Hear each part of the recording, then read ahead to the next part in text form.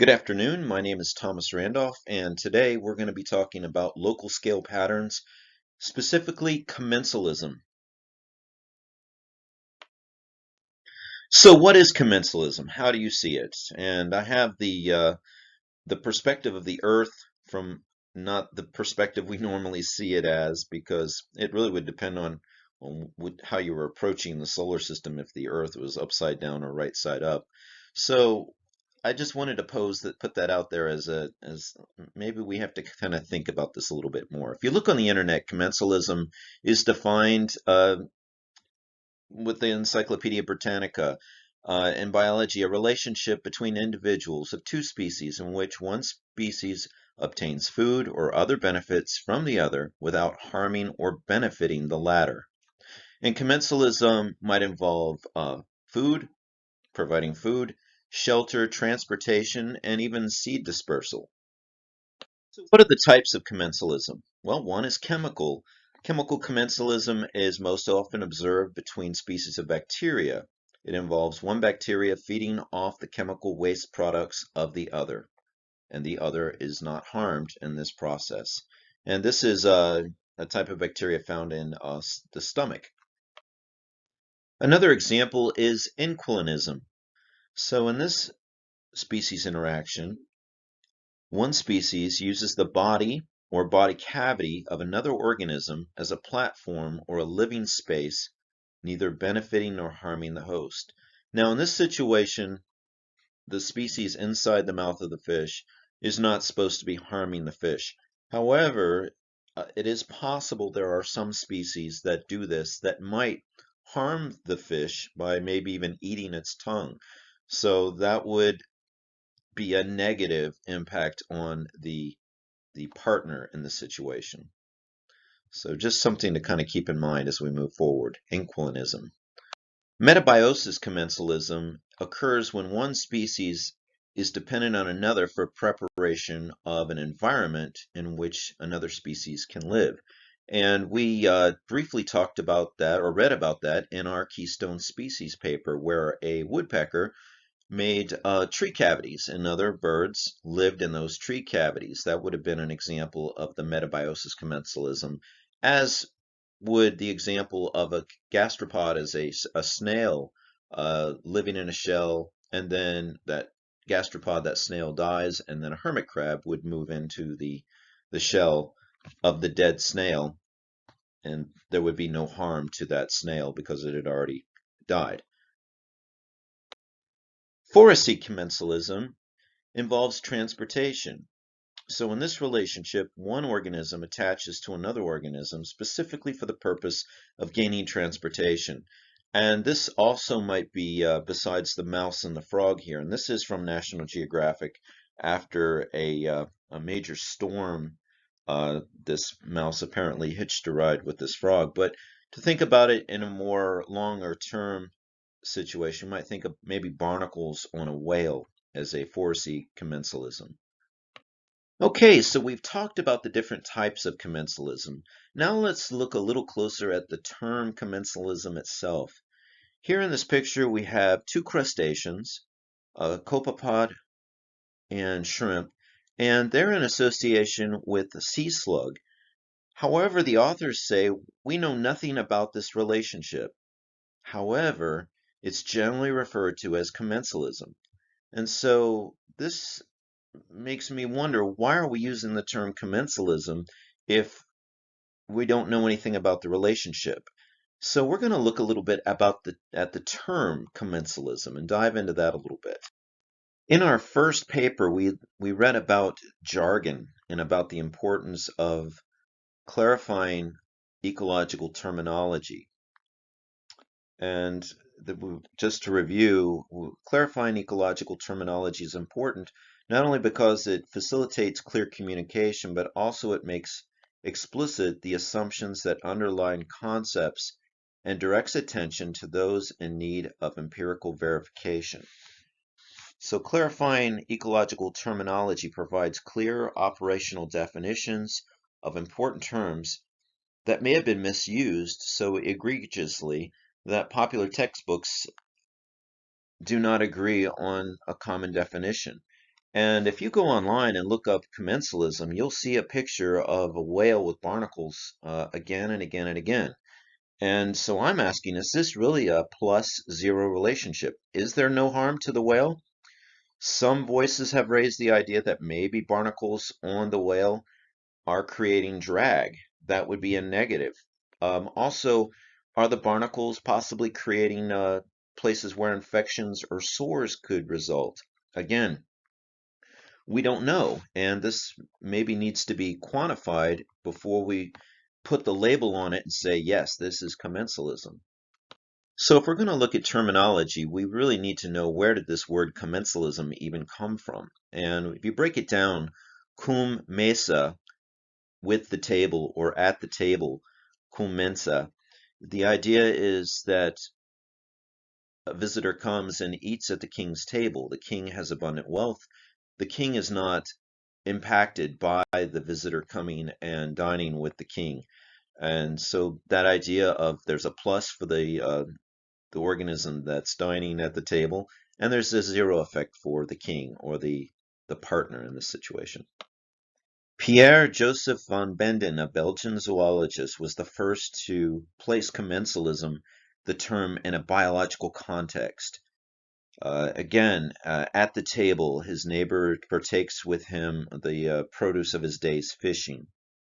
And also remember that the neighbor is not taking anything to harm his friend.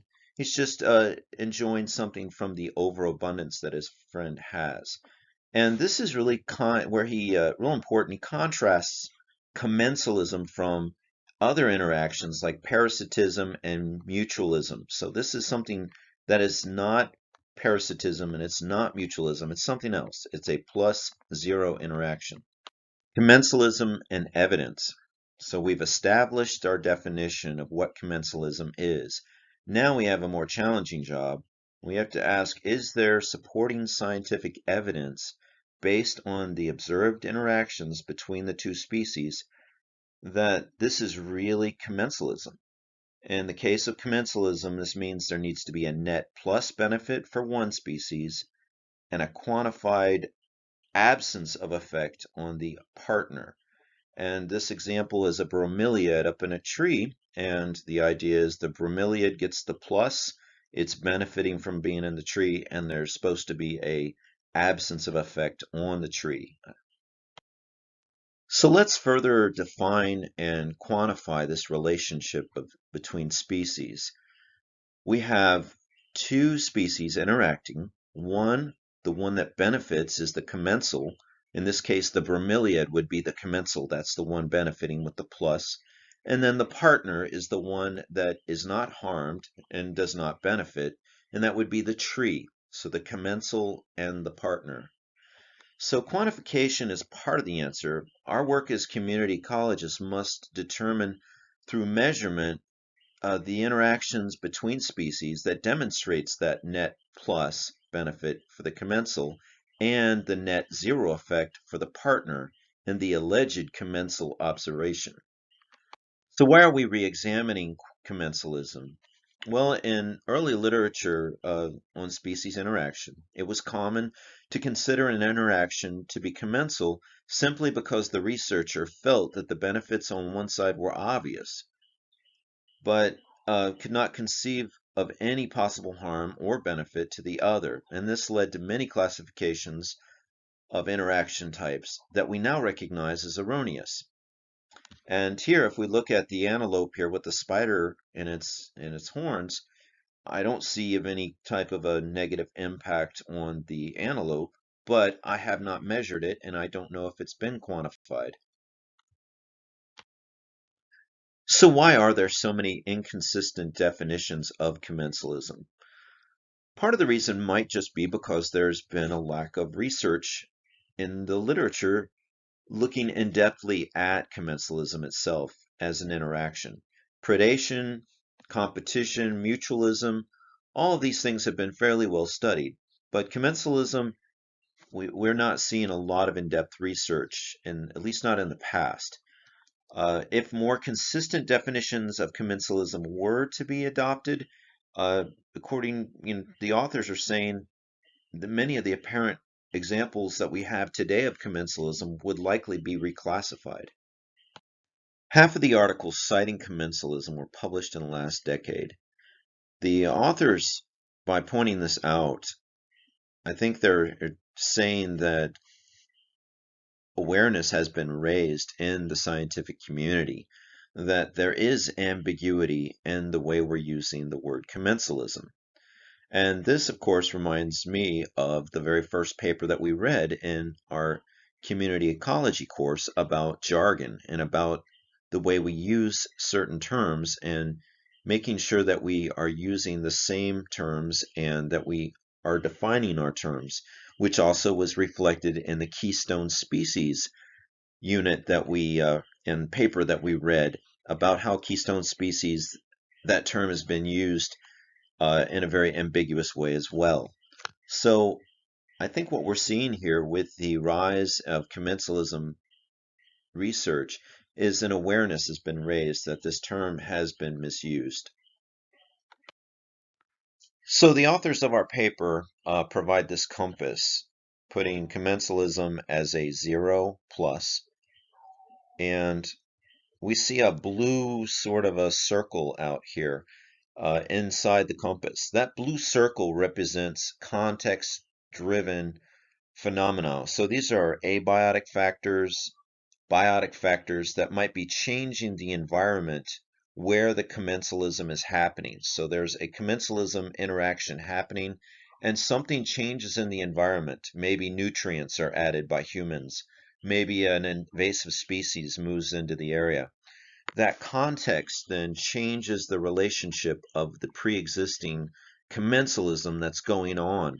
And it could move that situation into a more mutualistic interaction, or it could be a more antagonistic action interaction that would be very different than what was going on prior to this change in the context, this change in biotic and abiotic factors.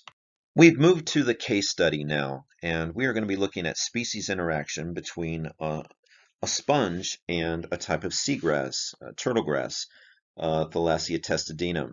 And this is going to be in a subtropical coastal ecosystem. This case study is also the paper that you're going to be reading as a part of this unit, and it's going to give us a good chance to look at how commensalism can be seen as a plus 0, but also how we can think about it as a cost-benefit interaction as well. The study site is in the Bahamas, and the photograph here on the left shows that the water is very clear water, which is really important for seagrasses because, again, they're photosynthesizers. And the map on the right shows the locations of the study sites where this really interesting research was conducted. And the Bahamas are right off the coast of Florida, not very far away from Florida, the west or the east coast of Florida. So let's get to know these two species that are involved in this commensalism interaction. First, there is the partner, the Thalassia testudinum. This is the one that gets the 0, no impact. It is turtle grass. It's considered to be a foundation species by the authors. It is involved in nutrient cycling and carbon storage. It requires clear water because, again, these plants are photosynthetic. They need light to penetrate the water column. They also have been impacted a lot by humans, especially because of excess nutrients causing algae blooms and also because of just physical damage of the seagrass beds. The Thalassia has rhizomes and roots. They're a clone. They also reduce wave action, and that reduces turbidity in the water, which again allows more light to penetrate the water column. They're again a primary producer. They require nitrates and phosphates, and they do require that clear water. On the other side of this relationship equation, we have the sponge, and the sponge is a filter feeder. It provides some nitrates and phosphates to the seagrasses. It prefers to be in an area where there is low turbidity because turbidity slows its filtering action, its pumping action, because it is a filter feeder, and that's one of the ways that it extracts nitrates and phosphates from the water column. It feeds on diatoms that are concentrated in the seagrass beds. It also feeds on materials that are leached from the thalassia, and it uses the structure of the seagrass. So those are all pluses for the sponge. That's what makes it the commensal in this relationship. But it also shades the thalassia and reduces photosynthesis. Now this might make you think, well, that means that there must be a negative impact on the thalassia. So how could this be commensalism? Well, we're going to take a look. So the methods that were used in this study included 10 plots that were randomly selected, and those were also pointed out on the map that we saw at the beginning of the case study.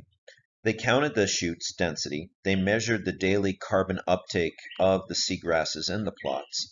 They measured the carbon uptake of the seagrasses with the dead sponges attached, and I'll go and explain that a little bit later on. The sponge was only creating shade and not providing nutrients, the dead sponges that were being measured. They measured the carbon uptake and compared the growth. And the seagrass samples were frozen and sent to laboratories in Florida and North Carolina. So let's take a closer look at the net effect. Are we seeing a plus, a minus, or a zero, or all of them? So on the left, the seagrass, the Thalassia testudinum, that is the partner. That's the one that in commensalism should be showing a zero impact. On the right, we have the sponge that's attached to the Thalassia testudinum that is receiving the benefit, making it the commensal, but it is also shading the Thalassia testudinum, creating a negative on the thalassia, kind of throwing our idea about commensalism into a bit of a whirlwind. So this is where the case study gets really interesting. The sponge is receiving structure from the seagrass. The sponge is receiving clear water from the seagrass. The sponge is also receiving concentrated diatoms, food. All of those are pluses, making it the commensal. It's clearly getting the benefit. The partner, which is supposed to be getting a zero, having a zero impact, is actually having a little bit of a negative impact because a percentage of its structure is being shaded by the sponge, reducing photosynthesis. However, the researchers argue that the seagrass is also receiving nutrients being transferred by the sponge to the seagrass and the rhizomes, allowing the seagrass then to transmit those nutrients throughout the entire seagrass bed that's interconnected in that section. Thus, the partner is actually getting a zero net because of the combination of the plus from the nutrients and the minus of the shading.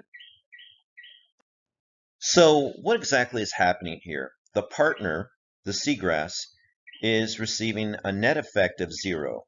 And the argument is the reason they're receiving a net effect of zero is because first they are being shaded, and that's a negative, but they're also being provided nutrients from the commensal, from the sponge. They're being provided nutrients, which is a plus.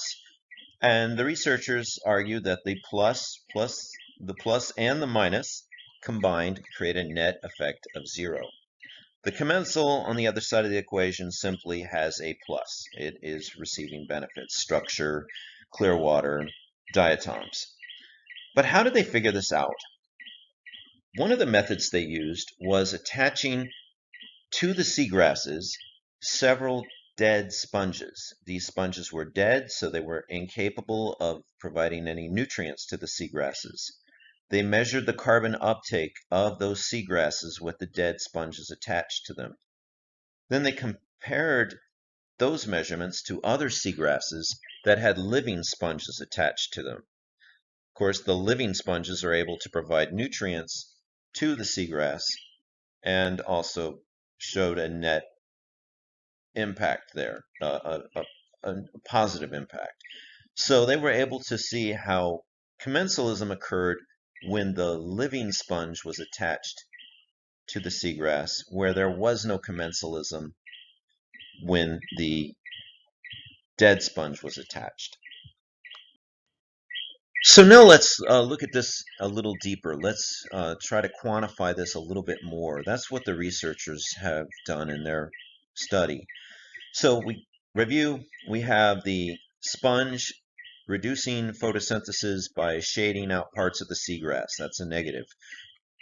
The commensal, the sponge, is also adding nitrates and phosphates to the seagrass, which is something it needs. So that's a plus, giving the seagrass a net result of 0. But what if the habitat changes? What if the context changes? What if the abiotic and biotic factors in the habitat are changed? And let's say humans introduce nitrogen and phosphorus into the area. If there is plenty of nitrogen and plenty of phosphorus in the area where the seagrass is, then the seagrass is no longer benefiting from the contribution of the sponge. So if you remember the compass, and there was a little blue circle that talked about, that was the context of the habitat. If that changes, and in this situation it would be if there's nitrogen and phosphorus now more available in the habitat, then we're moving away from a commensalism towards something that might be more like an antagonism, because now the sponge is shading the seagrass out, but it's not providing anything needed by the seagrass. So the seagrass is no longer getting a net 0. The seagrass is actually getting a negative. So this is an example of how commensalism can change depending on the context of the situation. This slide, I hope, reinforces that idea that commensalism between two species can actually change and move into an area of antagonism if the context, the habitat changes.